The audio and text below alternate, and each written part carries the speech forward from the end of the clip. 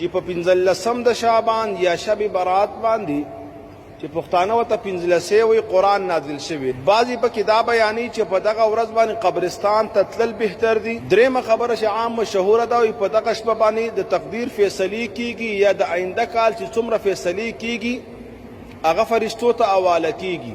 څلورم په کې دا خبره مشهوره ده چې په دغه شپه باندې غسل کول او د صفایي خاص اهتمام کول په شان د اختر. بله عام زمونږه په معاشرې کې او کلو علاقو کې حلواګانې او دیګونه پخیږي، خاص خوراکونه تیاریږي، میلې او ټیلې کیږي په دې باندې. او بله مسله په دې باندې روژه نیول په 15 د شعبان احادیثو کې ثابته ده یا نه ده ثابت، یا چې کوم فضائل ذکر کوي د دې حقیقت څه دی. او بل یو خاص خبره ده چې په دغه شپه باندې خاص نوافل کول یا خاص مقدار سره نوافل کول او د هغې خاص فضائل بیانول د دې حقیقت څه دی. او اهمه خبره پکې دا ده چې مونږ ته د صحیح احادیثو مطابق د شعبان یا 15 د شعبان یا شب برات یا 15 صحیح احادیثو کې ذکر شته یا نشته. که ذکر دی نو هغه څه شي، نو الله تعالی نه توفیق والم چې ما ته د صحیح بیان کولو توفیق را نصیب. او بیا دا دعا کوم چې رب العالمین ما او تا ته په دې باندې عمل کول آسان کړي.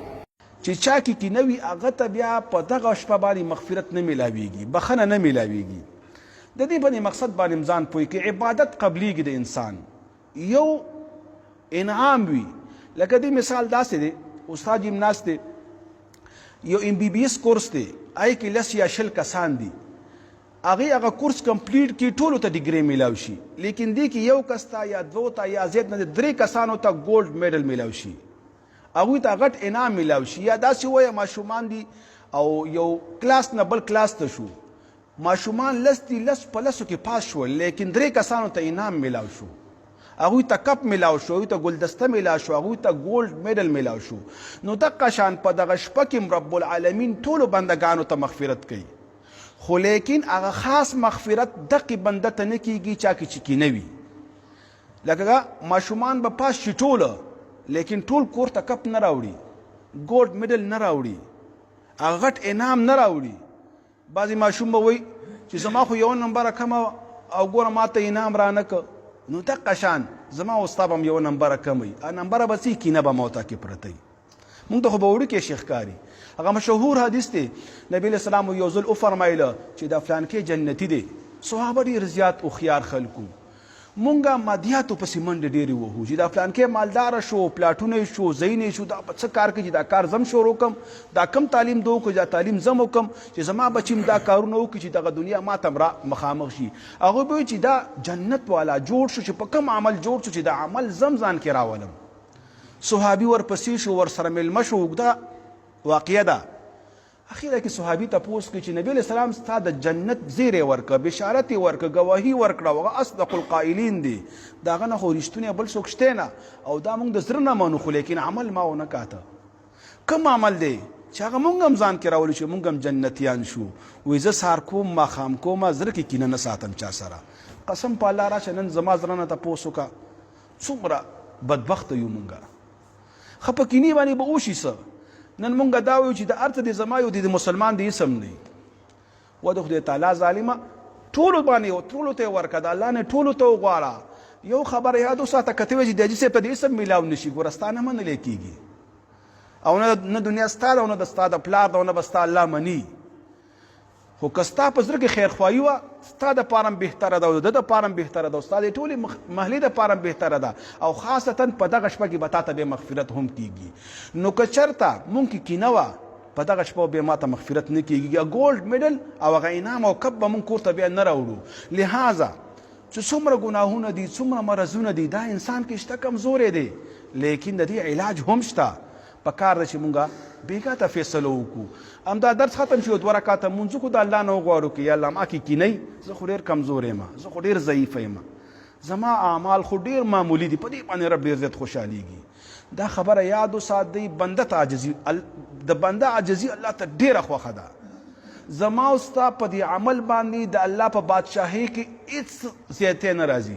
لکه یو حدیث دی موسی علیه السلام باره کې راځي، وی رب العالمین ته فرمایل که دا ټول بندگان د یو متقي شکل کې راجمع شي د الله په بادشاهي کې ذره بر زیاتیږي نه. او که دا ټول بندگان بدبخت شي، ګناهګار شي، نافرمان شي، د الله په بادشاهي کې څه کمی نه راځي. نیکو اعمالو ته ما او تا په خپله محتاج یو، نو لهذا بخنه به کېږي مونږ ټولو ته، لیکن هغه چا ته بخنه نه کېږي چا کې چې کینه وي. په دغه ورځ باندې روژه نیوله. حدیث د ترمذي دی، نبی پاک علیه الصلاة والسلام فرمایي چې اذا بقیا نصف من شعبان فلا تصوموا، چې کله 15 د شعبان نه بعد شي نو بیا روژې مه نیسئ. یو علت علما د دې دا بیانوي چې بیا به کمزوری شي او فرضي روژې به درنه پاتې شي. نو په صحیح حدیث کې امام ترمذی دا نقل کړی دی، امام ابو داود هم راخیستی دی، امام نسائی، امام بیهقي، امام احمد، ډېرو غټو محدثینو په خپلو کتابونو کې دا حدیث نقل کړی دی چې 15 د شعبان نه پس روژې مه نیسئ. صراحتا نهي راغلی ده، منع راغلی ده. نو لهذا په 15 د شعبان روژه نیول د الله نبی په ارشاداتو کې نشته. او علما فرمایي په څو شرایطو باندې دا روژه نیول جایز دي. یو دا د یو سړي معمول دی او د یو سړي عادت دی چې هفتواري روژې نیسي. د الله د نبي طریقه وه هره هفته کې د پیر ورځه، دوشنبه او د جمعرات ورځه، پنجشنبه، په دې به د الله نبي روژې نیولي. نو که یو سړي دا معمول او دا روژې نیولي او 15 د شعبان پکې راغی نو بیا جایز دي. ځکه هغه شعبان کې هم نیولي، نو د هغې نه مخکې میاشت کې چې کوم رجب دی هغې کې هم نیولي، شوال کې هم نیولي، نو که دې کې ونیولي د هغه لپاره جایز دي.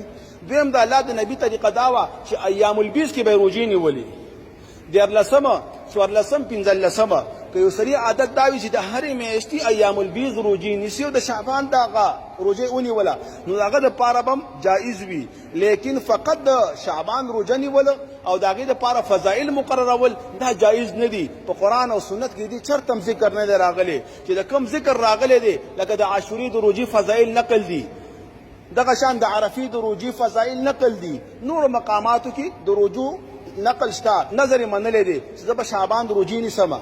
نبی پاک علیه الصلاة والسلام نور احادیثو نه دا معلومیږي چې نبی پاک علیه الصلاة والسلام به پخپله دا ټول شعبان روژه نیوله. نو که ته دومره تکړی ټول شعبان ونیسه او نبی پاک علیه الصلاة والسلام به امت منع کاوه، ځکه نبی پاک علیه الصلاة والسلام طاقتور و، الله تعالی هغه ته طاقت ورکړی و او الله تعالی هغه ته بعضې خپل خصوصیات ورکړي. نو خاص د 15 د شعبان روژه نیول دا په قرآن او سنت کې نشته. یو سړی د ټول شعبان ونیوه ټیک ده، لکه یو حدیث کې راځي نبی پاک علیه الصلاة والسلام به ډېرې روژې په شعبان کې نیولي، لیکن یوه روژه نه چې ټول شعبان کې فقط ته 15 ونیسي او نورې نه نیسي. نو تا خو ورته وقت مقرر که او وقت به یو عبادت ته چې مقرروي هغه به ورته شارع مقرروي. زما او ستا په مقرروالي باندې هغې کې وقت نه مقرریږي. بعضې خلک یو خبره کوي د فضائلو کې ضعیف احادیث هم مقبول دي، دې ته ویلی شي غلطه خبره کول. دا مونږ منو چې علماو لیکلي دي چې فضائلو کې ضعیف حدیث مقبول دی، لیکن هغه هم په شرایطو سره. خو لیکن یو فضیلت دی، یو عمل دی، عمل په ضعیف حدیث نه ثابتېږي. فضیلت جایز دی. د دې مثال داسې دی لکه سورت یاسین تلاوت کوله، دا ثابت دی، دا یو عمل دی. د دې داسې فضایل بیانول چې په دې باندې دومره ثواب میلاویږي او هغه حدیث ضعیف وي نو بیا ټیک ده، مقبول دی. لیکن یو عمل راویستل او یو عمل کول دا په ضعیف حدیث نه ثابتېږي او نه کېږي. لکه یو عمل دی او هغه مخکې نشته په شریعت کې، په قرآن او سنت کې هغه ثابت دی. لکه دا به ووایو د عرفې روژه یا د عاشورې روژه په صحیح احادیثو کې شته، سورت یاسین لوستل په صحیح احادیثو کې فضایل شته، لیکن یو حدیث پکې چا ذکر که هغه ضعیف دی نو دلته به یې ورسره ومنو. لیکن یو عمل اثر نو کول او د هغې دپاره حدیث پیش کول او ضعیف حدیث نو دا چرته مقبول نه دی. د ضعیف حدیث د وجې نه عمل نه ثابتېږي او فضایلو کې معتبر دی. فضایل دې ته ویلی شي یو عمل تا وکړه هغه عمل صحیح دی نو فضایل که تا ته اجر میلاو شو که میلاو نه شو صحیح عمل خو دې وکړه. لیکن بل طرف ته تا یو عمل منګړت وکړه د ځان نه دې وکړه، تا ته دا جایز کېږي نه، بلکې تا لویه ګناه وکړه، تا د شریعت مخالفت وکړه. او یو موقع کې راځي یو صحابي ناست دی، وروستو وخت دی، د الله نبي وفات شوی دی، د غټ اختر په ورځ یو کس راغی او نفلو ته ودرېده او ګورنر د وقتو یو صحابي هغه ونیو چې کېنه نفل مه کوه. نو هغه یو عجیبه غوندې اعتراض کوي چې ما به الله تعالی په نفلو باندې نیسي، ما به الله تعالی په سجدې باندې نیسي.